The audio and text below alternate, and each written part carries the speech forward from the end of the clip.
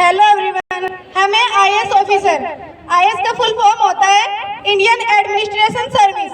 मैं आपको बताऊंगी आज कि आईएएस ऑफिसर कैसे बन सकते हैं। आईएएस ऑफिसर बनने के लिए सबसे पहले हमें 12th क्लियर करना होता है, उसके बाद ग्रेजुएशन के बाद हमें प्रीलियम और मेंस क्लियर करना होता है, उसके बाद हमारा सीधा इंटरव्यू हो जाता है। आईएएस का क्या कार्य होता है? आईएएस सबसे सरकारी कामकाज देखते हैं, जैसे कि नीतियां बनाना, उन्हें लागू करना और लोगों तक सरकारी सेवा पहुंचाना। वह अलग अलग सरकारी विभागों के मुख्यतः होते हैं और केंद्र में करते हैं। मैं 2 शब्द अपनी वाणी को विराम देना चाहती हूँ। लक्ष्य चाहे कितनी ही दूर क्यों न हो, लक्ष्य चाहे कितनी ही दूर क्यों न हो, यदि हम धैर्य रखकर आगे बढ़ते जाएं तो लक्ष्य तक जरूर पहुंचते हैं। Thank you.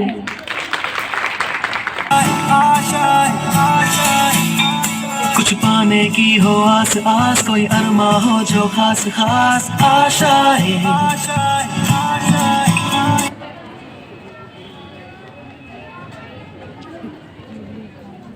हेलो एवरीवन, आज आई एम जज एंड एडवोकेट। आज हम आपको बताना चाहते हैं कि आप जज कैसे बन सकते हैं। किसी भी स्ट्रीम से 12वीं पास करने के बाद आपको लॉ में ग्रेजुएशन करना होगा। इसके लिए आपको 5 साल की डिग्री, इंटीग्रेटेड बैचलर डिग्री या 3 साल का BLLB कोर्स किया जा सकता है। हेलो एवरीवन, वी आर जजेस एंड एडवोकेट्स। हम आपको न्याय दिलाते हैं। आप भी जजेस और एडवोकेट बन सकते हैं। पहले हमें 12th क्लियर करनी पड़ती है, फिर BALLB जो कि 5 साल की होती है वो क्लियर करना पड़ता है। फिर हमें BCI bar counselling of India का पेपर क्लियर करना पड़ता है। फिर हम एडवोकेट के लिए अप्लाई कर सकते हैं। Thank you.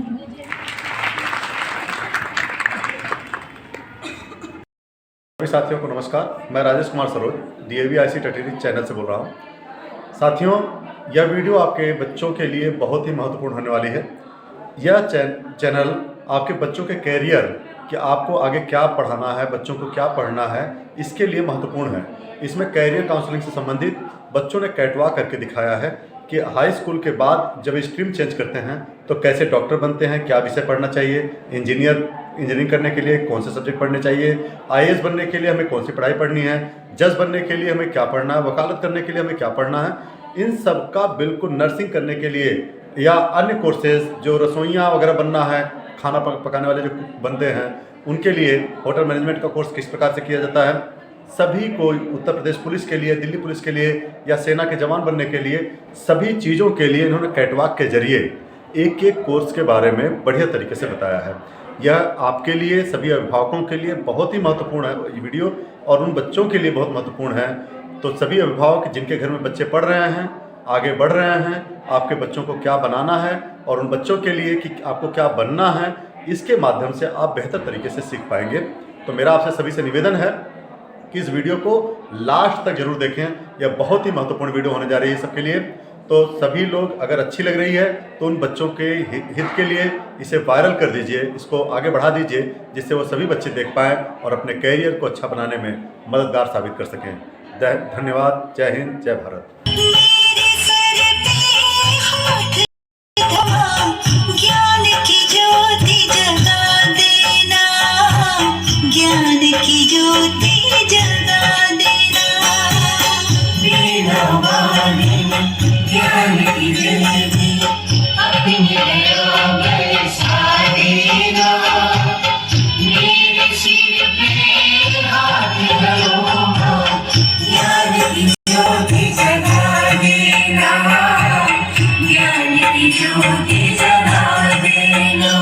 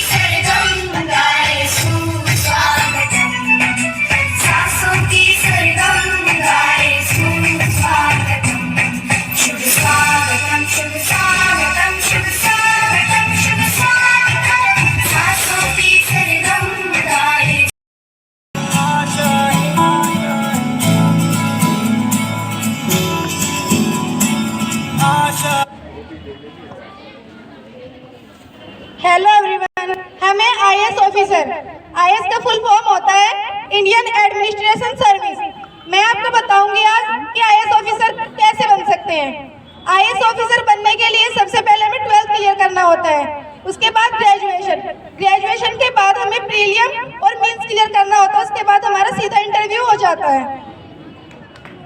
आईएएस का क्या कार्य होता है? आईएएस सबसे सरकारी कामकाज देखते हैं, जैसे कि नीतियां बनाना, उन्हें लागू करना और लोगों तक सरकारी सेवा पहुंचाना।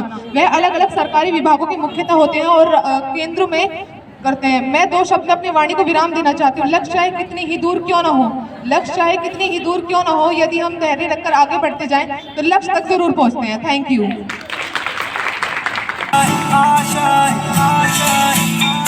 कुछ पाने की हो आस आस, कोई अरमा हो जो खास खास आशाएं।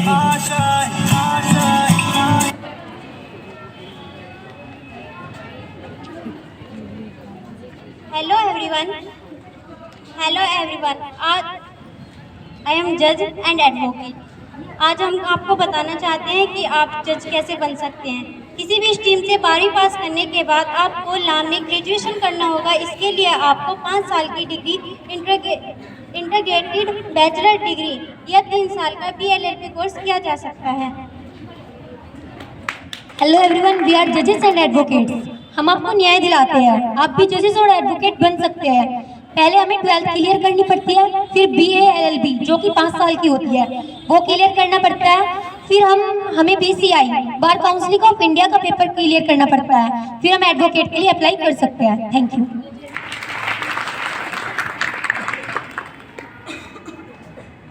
हर बार करे दरियाओं को आर पार आशाएं, तूफानों को चीर के मंजिलों।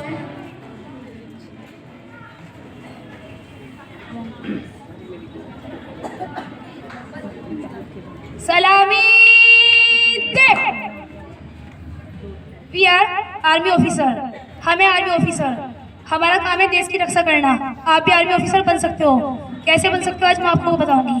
पहले हमें 10th क्लियर करनी पड़ती है, उसके बाद हम ट्रेनिंग भी कर सकते हैं। फिर हमें 12th पास करनी पड़ती है, उसके बाद हमारा होता है एग्जाम NDA का। इसकी फुल फॉर्म होती है नेशनल डिफेंस एकेडमी। फिर होता है हमारा फिजिकल टेस्ट। फिजिकल टेस्ट में क्या होता है? रनिंग जो कि 1600 सेंटीमीटर होती है। उसके बाद होती है हमारी हाइट जो कि 162 सेंटीमीटर चाहिए होती है। एक होती है हमारी लॉन्ग जंप जो होती है हमारी 10 फीट की। फिर होता है हमारा मेडिकल टेस्ट। मेडिकल टेस्ट में क्या होता है? फुल बॉडी चेकअप, फीमेल या मेल। हमारे हाथ में, पैर में, हड्डी में कहीं फ्रैक्चर ना हो, वो क्लियर हो, आर्मी में जा सकता है। Thank you. मैं चाहती हूँ आप आर्मी बनो और अपने देश की रक्षा करो। जिसके दिल में वतन के लिए मोहब्बत होती है वो शख्स कभी गरीब नहीं होता। महबूब के पल्लू तो हर किसी को मिल जाते हैं, पर तिरंगे का कफन हर किसी को नसीब नहीं होता।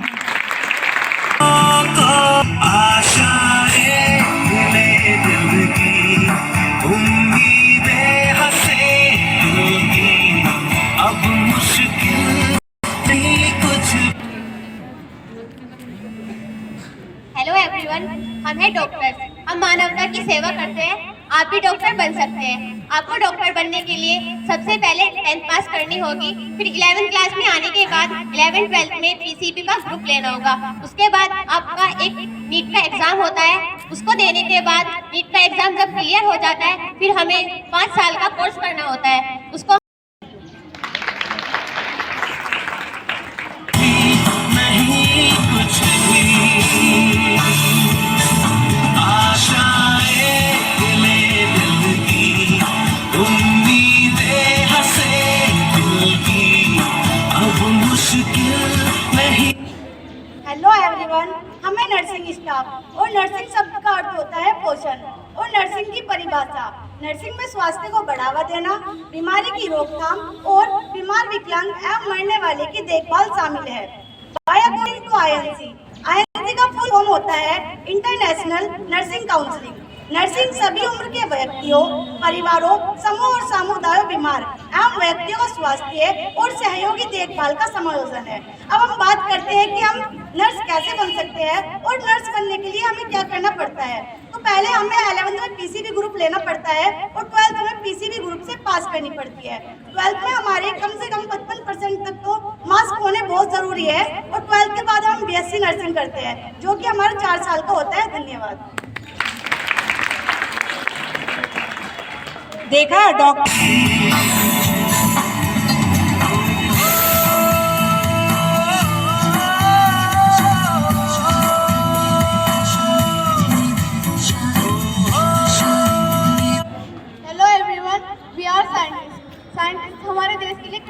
काम करते हैं, हथियारों तक नहीं उन्नति करते हैं, नए ज्ञान की खोज करते हैं। और हम वैज्ञानिक बनने के लिए क्या करना पड़ता है? वैज्ञानिक बनने के लिए हमें 10वीं क्लास के बाद फिजिक्स, केमिस्ट्री, बायो जैसे विषयों का चयन करना जरूरी होता है। और स्पेस साइंटिस्ट बनने के लिए भिन्न कोर्स करने पड़ते हैं। साइंटिस्ट हमारे देश के लिए कई तरह के काम करते हैं। विज्ञान से है बना ये ब्राह्मण सारा, विज्ञान से है जीवन हमारा। विज्ञान से हम अपने जीवन को सरल बनाते हैं और विज्ञान सीखकर अपनी बुद्धिमत्ता पर इतराते हैं। प्रयोग जैसा होता है, जितनी बार प्रयोग करोगे पहले से बेहतर ही सफलता पाओगे। अगर आप हार नहीं मानते तो आपको कोई नहीं हरा सकता। Thank you.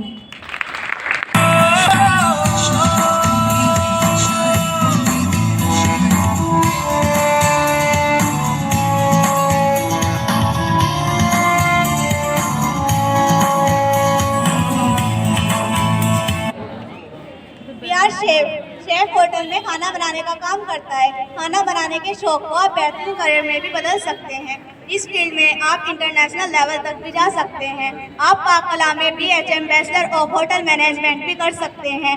आप कुकिंग स्कूल में इंस्ट्रक्टर भी बन सकते हैं। आप कैंटीन मैनेजर भी बन सकते हैं। आपको कुकिंग का शौक है तो आप YouTube चैनल पर भी कमाई कर सकते हैं। Thank you.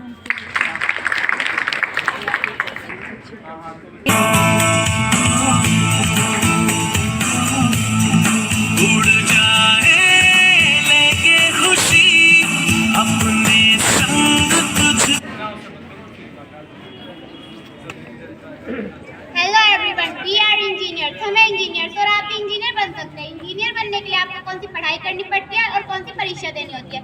इंजीनियर बनने के लिए आपको 12th में साइंस स्ट्रीम से पढ़ाई करनी होती है और इंजीनियर कॉलेज में एडमिशन लेने के लिए आपको JEE मेन परीक्षा पास करनी होती है। भारतीय प्रौद्योगिकी संस्थान में एडमिशन लेने के लिए आपको JEE मेन परीक्षा पास करने के बाद JEE एडवांस की परीक्षा पास करनी होती है। 10वीं के बाद पॉलिटेक्निकल कोर्स करने के बाद भी इंजीनियर बनना जा सकता है।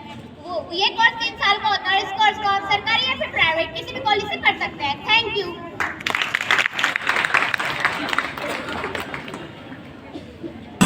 जन्नत से मुलाकात हो, पूरी हो तेरी हर दुआ, आशाएं दिले दिल की, उम्मीदें हंस। सैल्यूट कर। ना पूछो जमाने से क्या हमारी कहानी है, कि ना पूछो जमाने से क्या हमारी कहानी है। हमारी पहचान तो ये है कि हम हिंदुस्तानी हैं। हमारी पहचान तो ये है कि हम हिंदुस्तानी हैं। Good afternoon everyone. We are police officer. Police officer की फुल फॉर्म होती है police officer for legal investigation and criminal emergency. आप पुलिस कैसे बन सकते हैं? पुलिस बनने के लिए आपको 10th पास होनी चाहिए या फिर 12th पास होनी चाहिए। 12th आप कोई भी स्ट्रीम से कर सकते हैं। और आपकी हाइट 157 सेंटीमीटर होनी चाहिए। आपकी एज 18 प्लस होनी चाहिए। आपको उसके लिए फॉर्म भरना होता है, फिर आपको एग्जाम देना होता है। आपके एग्जाम में reasoning, maths, Hindi, GK, GS आते हैं। फिर आपका ट्रेनिंग लेटर आता है। ट्रेनिंग लेटर में आपका फिजिकल टेस्ट होता है, वह 6 मंथ की होती है। Thank you.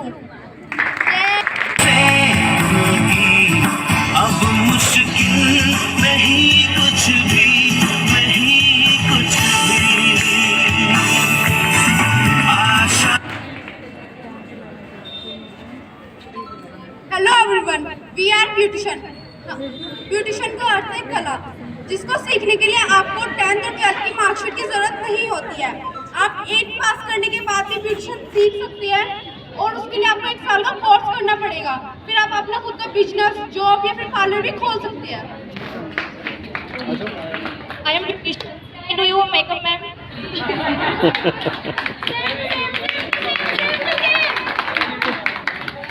आंतरिक सुंदरता तो हमारी महान है। कभी कभी थोड़ा फेशियल करना हमें नुकसान नहीं देगा।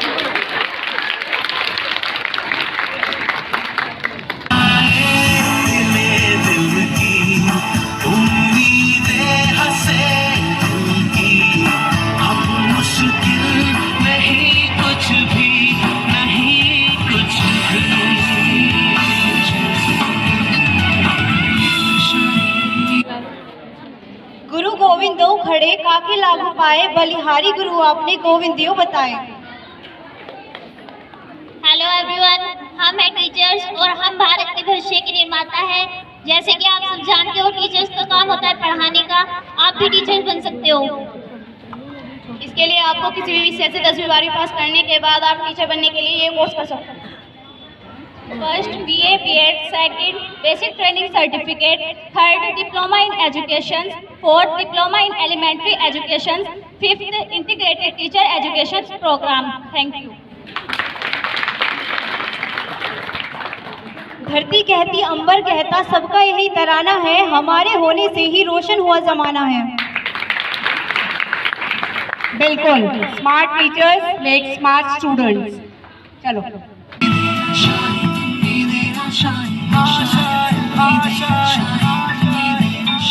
गुजरे ऐसी हर रात रात हो ख्वाहिशों से बात बात आशा।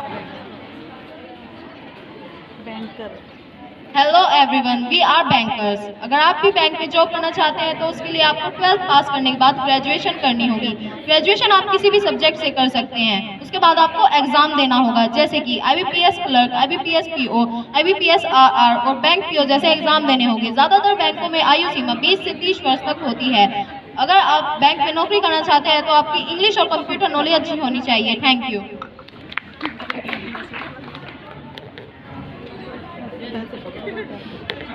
सीढ़ियाँ उन्हें मुबारक हो जिन्हें छत तक जाना है, कि सीढ़ियाँ उन्हें मुबारक हो जिन्हें छत तक जाना है, अपनी तो मंजिल आसान रास्ता खुद बनाना है। अब सफलता मिले या ना मिले तो कुदरत की बात है, लेकिन हम कोशिश भी ना करें ये तो हमारी गलत बात है।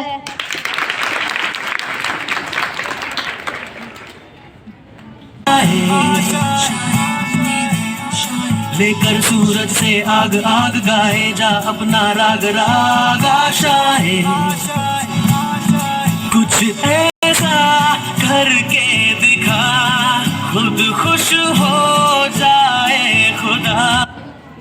हेलो एवरीवन, हम हैं air hostess staff. Air hostess को कई नामों से जाना जाता है, जैसे एयर होस्टेस, फ्लाइट अटेंडेंट और कैबिन क्रू। फ्लाइट अटेंडेंट बनना बहुत आसान है। फ्लाइट अटेंडेंट बनने के लिए सबसे पहले आपको ध्यान रखना होगा कि आपकी एज 18 प्लस होनी चाहिए और आपकी हाइट 155 सेंटीमीटर होनी चाहिए और आइज की साइड 6x6 की होनी चाहिए। 12th में आप कोई सा भी सब्जेक्ट ले सकते हैं। 12th पास करने के बाद एक 6 मंथ या 1 ईयर का कोर्स होता है, जिसे करने के बाद आपका एक पर्सनल इंटरव्यू होता है, जिसे करने के बाद आप फ्लाइट अटेंडेंट बन सकते हैं। धन्यवाद।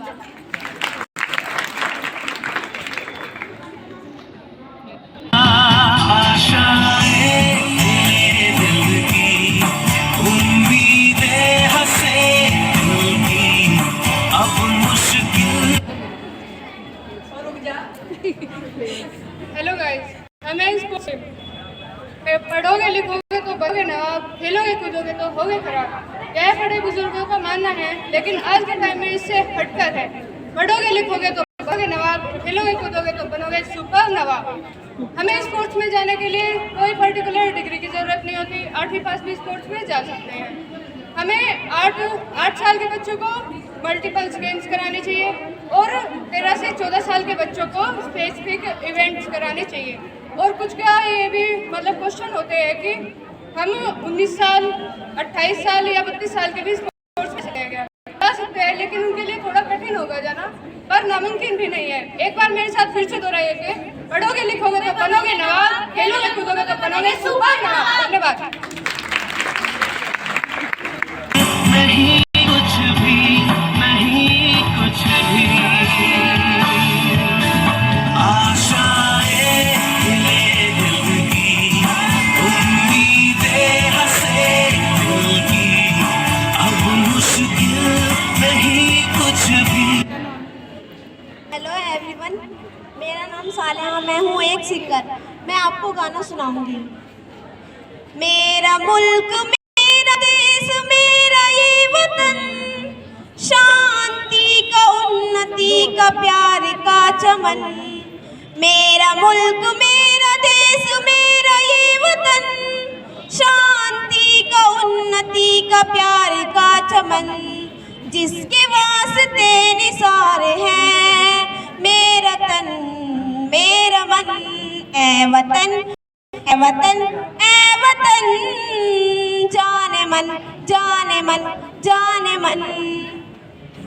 अपने चमन को स्वर्ग हम बनाएंगे, कोना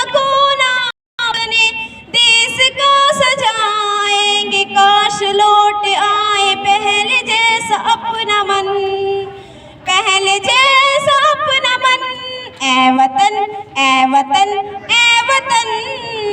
जाने मन जाने मन जाने मन। करके सारे वादे आज टूटने लगे, हाथ में जो हाथ थे वो छूटने लगे। काश लौट आए पहले जैसा अपना मन, पहले जैसा अपना मन।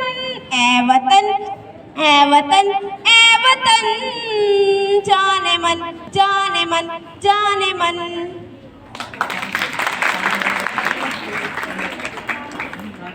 ये ऑक्यूपेशन सिंगर्स का था और सिंगर के लिए कुछ कहने से उनके शब्द ज़्यादा पहचान देते हैं, इसलिए इन्होंने कोई इंट्रोडक्शन नहीं दिया। सिंगर आप सभी जानते हैं, जिसकी रुचि है, जिसकी आवाज़ अच्छी है, वो इसको भी एक करियर ऑप्शन।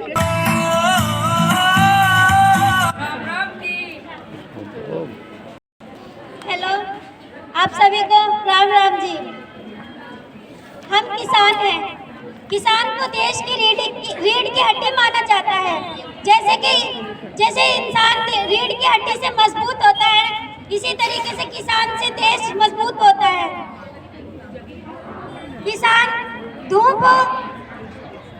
किसान गर्मी में धूप हो, चाहे सर्दी में सर्दी लगे, फिर भी किसान खेतों में जाकर मजदूरी करता है, मेहनत करता है, मेहनत कर कर खेती करता है और देश के लिए अन्न आता है। किसान के लिए मेहनत, किसान खेत में मेहनत कर कर देश के लिए अन्न आता है। आपको बड़ी बड़ी बिल्डिंगें पसंद है, आपको बड़ी बड़ी बिल्डिंगें पसंद है, हमें तो पेड़ों की छाया पसंद है। आपको बड़ी बड़ी बिल्डिंगें पसंद है, हमें तो पेड़ों की छाया पसंद है। आपको आपका शहर मुबारक हो, हमें तो अपना गांव पसंद है।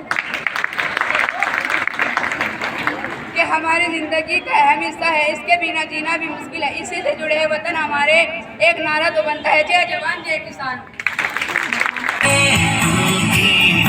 अब मुश्किल नहीं कुछ भी, नहीं कुछ भी। आशाएं दिल की, उम्मीदें हंसे दिल की। अब मुश्किल नहीं कुछ भी।